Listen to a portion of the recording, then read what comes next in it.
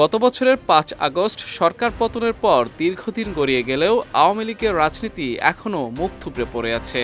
কেন্দ্রীয় নেতাদের বেশিরভাগ জেলে অথবা বিদেশে পালিয়ে যাওয়ার কারণে দলীয় নেতাকর্মীরা দিশেহারা হয়ে পড়েছেন।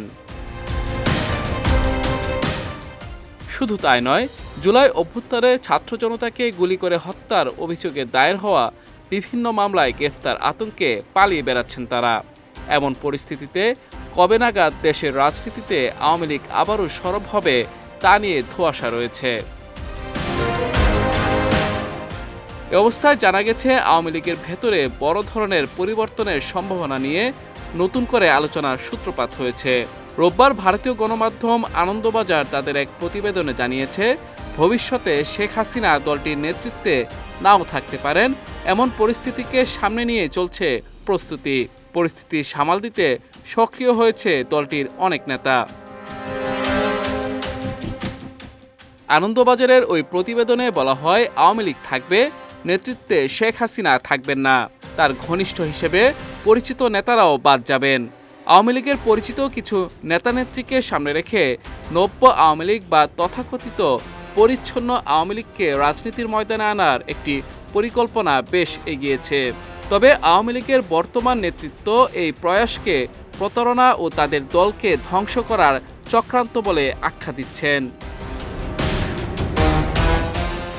এদিকে ভারতের কূটনীতিকদের একাংশ মনে করেন, হাসিনাকে বাদ দিয়ে নব্য আওয়ামী লীগ গঠিত হলে দিল্লির পক্ষে তা সুখকর হবে না। কারণ এই পরিকল্পনায় বাংলাদেশের যেসব আওয়ামী লীগ নেতানেত্রীর নাম উঠে আসছে তাদের ভাবমূর্তি আদৌ পরিচ্ছন্ন নয়।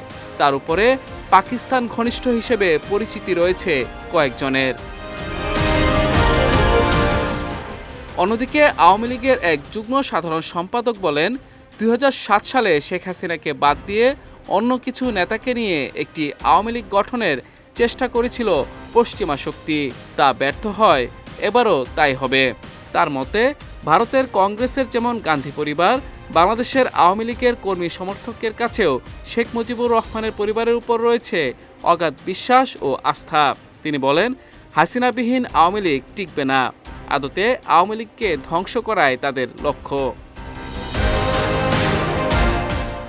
কলকাতায় আত্মগোপনে থাকা এক আওয়ামী লীগ নেতা জানান, আপাতত এই রিফাইন্ড চক্রান্তই তাদের সবচেয়ে বড় মাথা ব্যথা হয়ে দাঁড়িয়েছে।